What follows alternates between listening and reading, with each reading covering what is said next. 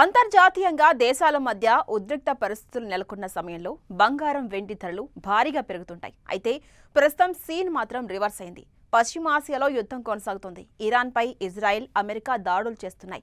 Iran సైతం ఇజ్రాయెల్తో పాటు గల్ఫ్లోని America స్థావరాలపై మిసైళ్ల వర్షం కురిపిస్తోంది.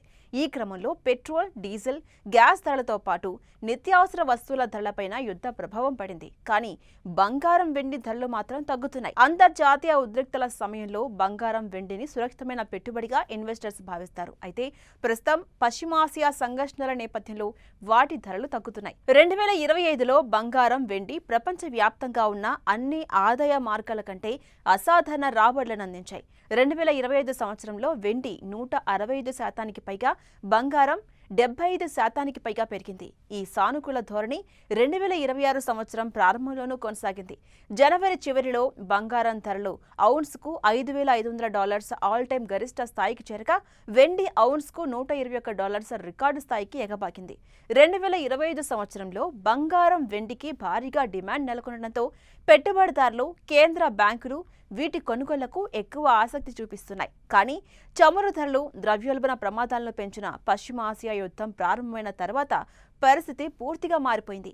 యుద్ధం మొదలైనప్పటి నుంచి బంగారం, వెండి ధరలు 22% వరకు తగ్గాయి. యాక్సిస్ సెక్యూరిటీస్ డేటా ప్రకారం యుద్ధం ప్రారంభం నాటి నుంచి బంగారం ధరలు 10% పైగా తగ్గగా, వెండి ధరలు 22% పైగా తగ్గాయి. పశ్చిమాసియాలో ఘర్షణలు తీవ్రంగా మారడంతో చమురు మార్కెట్లపై సరఫరా అంతరాయాలు ఆర్థిక అనిశ్చితికి, ద్రవ్యోల్బణ ఒత్తిళ్లకు దోహదపడ్డాయి. అంతేగాక యుఎస్ డాలర్ను బలోపేతం చేశాయి. Axis Securities commodities senior research analyst Devya Gaglani మాట్లాడుతూ, యుద్ధం ప్రతి దేశాన్ని ప్రభావితం చేస్తుందని, దాని ఫలితంగా ఏర్పడిన ఆర్థిక స్తబ్దత డాలర్కు బలాన్నిచ్చిందని చెప్తున్నారు. బలమైన డాలర్ విలువైన లోహాల ధరలను ప్రభావితం చేసే కీలక శక్తిగా ఆవిర్భవించిందని ఆయన చెప్పారు. అనలిస్ట్ దేవయ్య గగ్లాని ప్రకారం యుద్ధం వేళ ఇరాన్ సామర్థ్యాన్ని అమెరికా కూడా తప్పుగా అంచనా వేసింది.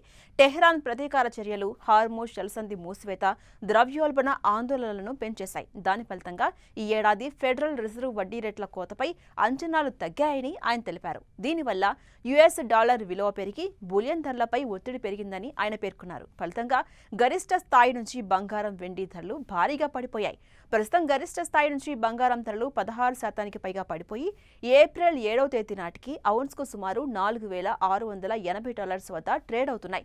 ఇక వెండి ధరలు భారీగా పడిపోయి 35% పైగా క్షీణించి ఔన్స్కు సుమారు $74కు చేరుకున్నాయి. వెండి విషయంలో పారిశ్రామిక కార్యకలాపాలకు అంతరాయం కలిగినప్పుడు వెండికి డిమాండ్ తగ్గుతుంటుంది. అందుకే అది కేవలం సురక్షిత ఆస్తిగా కాకుండా ఒక పారిశ్రామిక సరుకులా వెండిని చూస్తారు.